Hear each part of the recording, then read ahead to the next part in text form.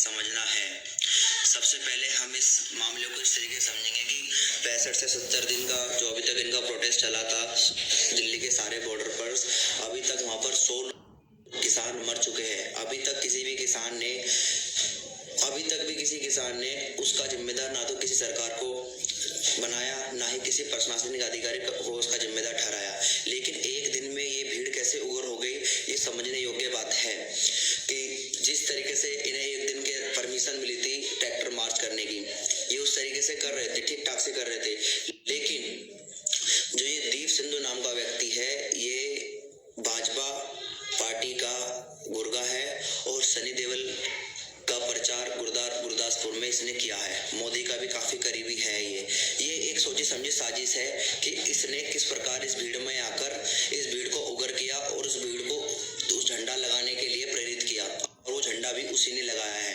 अब सीधी सी बात, अगर हम आज के समय बाबरी मस्जिद 1991 की बात करें तो आज उस कोर्ट ने उसको ये कह दिया कि एक भीड़ थी वो, और भीड़ ने वो मस्जिद ढहाई थी। तो इसी प्रकार हमें ये लाल किला वाला मैटर भी दिखना चाहिए कि वो एक भीड़ थी, उस भीड़ का कोई रूप नहीं था। खुद जितने भी बीजेपी के बड़े नेता थे, मुरली मनोहर जोशी, आडवाणी और भी बहुत सारे नेता थे जिन्होंने बाबरी मस्जिद ढहाई थी, उन सब ने ये कहा था कि हमने बाबरी मस्जिद ढहाई है। लेकिन कोर्ट ने उनको आज तक भी कुछ नहीं कहा और कोर्ट ने उनको बरी कर दिया। क्यों? क्योंकि कोर्ट का मानना यह था कि वो एक सोची समझी साजिश नहीं थी, एक भीड़ थी जिसकी वजह से ये काम हुआ। तो अभी लाल किले का जो मैटर है, लाल किले पे जो झंडा फहराया गया, वह झंडा वो बहुत ही गलत और कृत्य कह रहता है जो इन्होंने किया। लेकिन इसमें समझने योग्य बात यह है कि वो किस प्रकार किस व्यक्ति द्वारा किया गया। क्योंकि सबसे मेन चीज कि इस जो आंदोलन की अगुवाई 40 नेता कर रहे थे। टीकरी बॉर्डर से लेकर गाजीपुर बॉर्डर पर और सिंधु बॉर्डर पर 40 नेता इस पूरे आंदोलन की अगुवाई कर रहे थे। लेकिन आज समझने बात योग्य है कि जब दिल्ली में परेड आई, दिल्ली में ट्रैक्टर मार्च हुआ, एक भी नेता वहां नहीं था जो उसके नेतृत्व में जो रैली हो रही थी। तो ये समझने की बात है कि वो लोग कहां से आए, जब अभी तक वो सारा धरना प्रदर्शन किसी नेता की अगुवाई में कर रहे थे। तो वो भीड़ और वो प्रदर्शन किसकी अगुवाई में हुआ? दिल्ली में। क्योंकि दिल्ली में तो एक भी नेता उन 40 नेताओं में से दिखाई नहीं है। वो लोग थे कौन जो दिल्ली में आए और दिल्ली में इस तरह का हंगामा खड़ा किया और लोगों को उग्र बनाने की कोशिश की गई? इसमें काफी भी प्रशासनिक अधिकारी के तौर पे भी अगर देखा जाए तो उनकी तरफ से भी काफी ढील थी और काफी उनकी सुनियोजित तरीके से उन्होंने नहीं चलाया।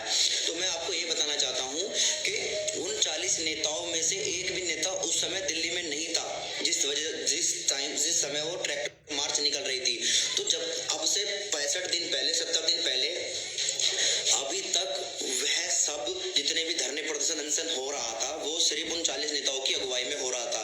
लेकिन एकदम से वो नेता दिल्ली में ट्रैक्टर मार्च में क्यों नहीं आए? ये समझने की बात है कि अगर वो आते तो शांतिपूर्ण धरना होता। अगर राकेश टिकैत जी आते, योगेंद्र यादव जी आते तो ये धरना बिल्कुल शांतिपूर्ण होता। ये शांतिपूर्ण क्यों नहीं हुआ? क्योंकि वो तो सब बैठे थे बॉर्डर पर। जो ये भीड़ के रूप में जो दिल्ली में घुसे हैं लोग, सुनो, इनमें सोची समझी साजिश थी। ये चाल है बीजेपी वालों की। जो वो दीप सिद्धू है वो बीजेपी का गुर्गा है जिसने लाल किले पर झंडा फहराया है और वो सनी देओल के प्रचार में भी गया है। आज सनी देओल ने ट्वीट भी करा है कि मेरा उससे कोई मतलब नहीं है। ये समझने का और देखने का विषय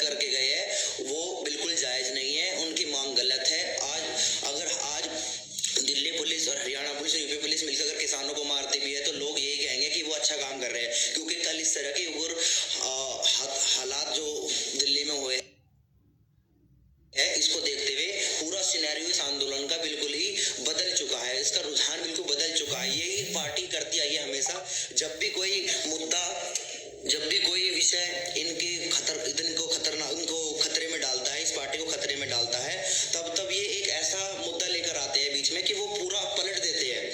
जैसे ही कुछ सारे मैटर देख लो, सुशांत सिंह का केस हुआ, उसको एनसीबी में डाल दिया था इन्होंने, हाथरस मामला हुआ, हाथरस मामले को लेकर इनके आपस में ट्वीट चल रहे थे।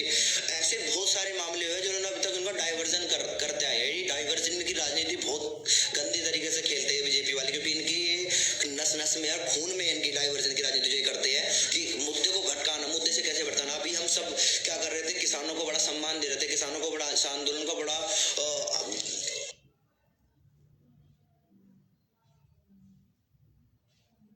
हवा दे रहे थे कि ये किसान आंदोलन जो हो रहा है बहुत अच्छा हो रहा है। लेकिन एकदम से हमारा जो सिनेरियो एकदम से बदल गया, हमारा जो नरेशन है एकदम से बदल गया। क्यों? क्योंकि जो दिल्ली में जो हालत हुई है, किसानों ने जो हालत की है, उसकी वजह से हम सबका जो है माइंड एकदम डाइवर्ट कर दिया गया है। किसने?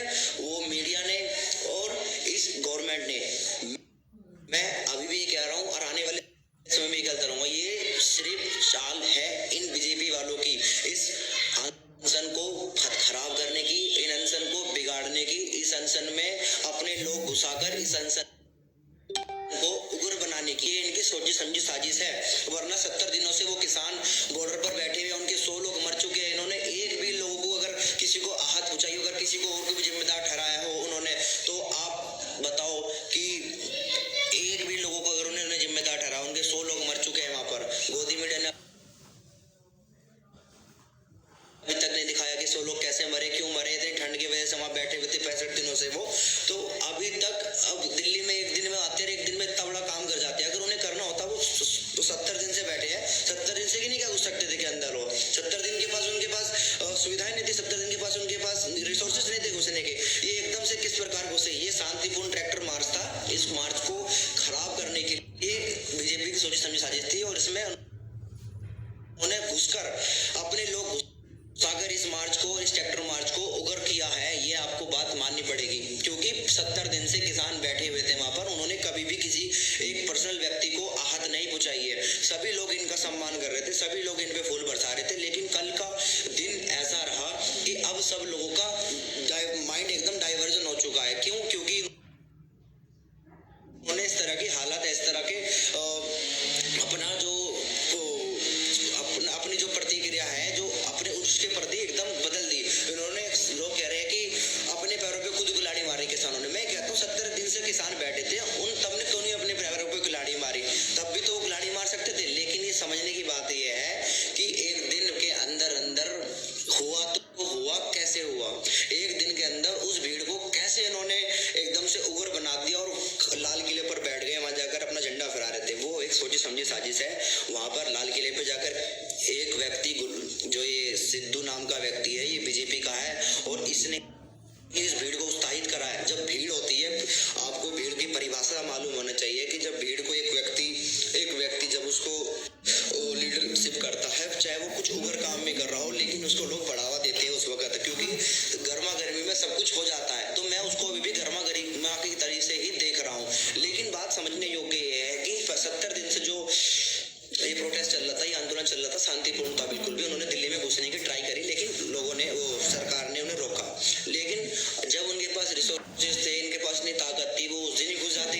शांतिपूर्ण मार्च निकालने का समय था, शांतिपूर्ण मार्च निकाला जा रहा था, लेकिन जो ये उग्र भीड़ थी, उग्र भीड़ बीच में आकर जो इस अनशन, इस आंदोलन को, इस ट्रैक्टर मार्च को जो इन्हें भड़काया है, ये सिर्फ और सिर्फ बीजेपी वालों की चाल है। ये इनको पैसा फंड करती है, ये इनको बताती है कि कैसे इस मामले को, कैसे इस आंदोलन को, कैसे इस ट्रैक्टर मार्च को उग्र रूप देना है और इसको खराब करना है, ताकि लोगों को पता चल सके कि बस राष्ट्रभक्त और देशभक्त तो सिर्फ वही है, बाकी तो सब आतंकवादी है, खालिस्तानी है, टुकड़े टुकड़े गैंग है। मैं सभी आपको ये बताना चाहता हूँ, जब बाबरी मस्जिद ढहाई गई थी, वहां पर कितने हिंदू थे, कितने हिंदू ने वहां पर बाबरी मस्जिद को ढहा। लेकिन आज सुप्रीम कोर्ट ने ये कहा कि वो सिर्फ और सिर्फ एक भीड़ की मतलब सुनिश्चित तरीके से, मतलब जो एकदम से जो गर्मा गर्मी में साजिश थी वो ढाई गई। आज लाल कृष्ण आडवाणी, मुरली मनोहर जोशी, काफी ऐसे 35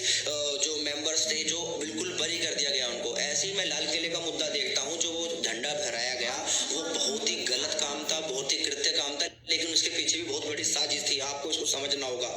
अभी जो किसान आंदोलन है इसको उन्होंने अलग रूप देना था और वो दे चुके हैं। इस किसान आंदोलन का बिल्कुल इन्होंने डाइवर्जन कर दिया है। अब हम सभी किसानों को खालिस्तानी के रूप में देख रहे हैं, आतंकवादी के रूप में देख रहे हैं, तिरंगे को जलाते हुए, तिरंगे को फेंकते हुए देख रहे हैं। लेकिन ये सब किया है एक पार्टी ने। अभी तक 70 दिन के अंदर एक भी ऐसा काम, एक बार भी इन्होंने तिरंगा को नहीं जलाया, तिरंगों को नहीं हटाया कहीं से। और ये अब तिरंगों को क्यों हटा रहे हैं, क्यों जला रहे हैं, ये सिर्फ एक सोची समझी साजिश है। अपनी पार्टी, अपने लोग उस आंदोलन में, उस ट्रैक्टर मार्च में घुसाकर उन्होंने ये सब किया है। तो मैं कृपया करके आप सभी लोगों से यही अपनी बात रखना चाहता हूँ, इस आंदोलन को अभी भी समय है, ध्यानपूर्वक देखो। ये मांग जायज है, इनकी मांग जायज है। ये अपने मांग के लिए अपना इतना बड़ा संघर्ष कर रहे हैं, इतने लोग इनके शहीद भी हो चुके हैं। अगर इनको यही करना होता है तो ये पहले दिन भी कर देते। ये अब नहीं करते आके कि एकदम से आए और एकदम से पूरा हंगामा कर देते। ये पहले दिन भी आके इतना आंदोलन कर सके थे। उन्हें पता था गणतंत्र दिवस है, वो एक ट्रैक्टर मार्च निकालकर शांतिपूर्ण तरीके से दिखाना चाहते थे कि हम भी खालिस्तानी नहीं, हम किसान है, भारत के अन्नदाता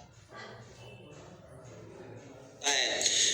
तो उनको जो नरेशन है वो बदला गया। इस पार्टी ने, बीजेपी पार्टी ने इनका एकदम से सिनेरियो बदल दिया। आज हम इन सभी किसानों को खालिस्तान के रूप में देख रहे हैं और आतंकवादी के रूप में देख रहे हैं। ये वही 2% सिख है जो हर दंगों में, हर दंगों में या हर किसी भी कृत्य कार्यों में अपनी मदद पहुंचाने के लिए आगे पहुंच जाते हैं। तो ये समझने योग्य बात है। जब दिल्ली में CNRC के लिए लड़ाई हुई थी, सबसे पहले यही सिख आए थे खाना देने के लिए और कोई नहीं आया था। इनके बहुत बड़े इनके पूर्वजों ने भी बहुत देश के लिए करा है। तो कृपया करके उनको बदनाम ना करें, आपसे मेरी ये गुजारिश है। और इस वीडियो के माध्यम से अगर आपको मेरी बात कुछ बुरी लगे तो मैं क्षमा चाहता हूँ। बाकी आपकी जैसी समझ है, आप जैसे समझो। नमस्कार।